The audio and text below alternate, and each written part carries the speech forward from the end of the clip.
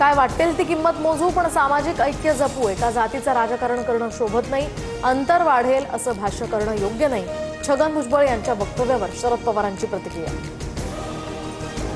दिवंगत संतोष देशमुखांना न्याय मिळवून दिला, मोठ्या नेत्याची विकेट पडली, त्यांच्या सहकाऱ्यांनी उद्योग केल्यामुळे ते क्लीन बोल्ड झाले, नाव न घेता सुरेश धसांचा धनंजय मुंडेंवर निशाणा।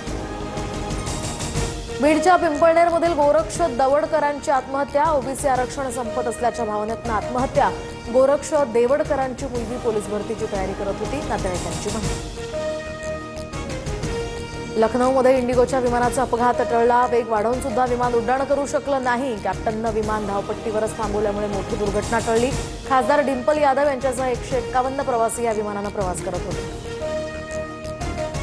भारताच्या लेकीचा गोल्डन पंच, जास्मिन लंबोरियानं बॉक्सिंग चॅम्पियनशिपमध्ये जिंकलं सुवर्ण, तर 57 किलो वजनी गटात सुवर्ण पदक पटकावत देशाच्या शिरपेचात मानाचा तुरा।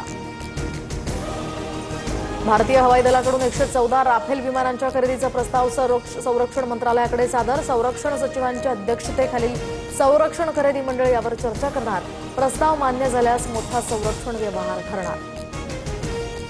काँग्रेसनं भाजपवर केलेल्या कथित मतचोरीच्या आरोपाला नक्षलवाद्यांचं समर्थन, लोकसभा निवडणूक आणि महाराष्ट्र विधानसभा निवडणुकीत मतचोरी करून भाजपनं सत्ता मिळवली, नक्षलवाद्यांकडून पत्रक जारी। लंडनमध्ये स्थलांतराविरोधी 1 लाख निदर्शक रस्त्यावर, तर ब्रिटनमध्ये स्थलांतरित हॉटेल्स बाहेर निदर्शनादरम्यान पोलीस अधिकाऱ्यांवर सुद्धा हल्ला।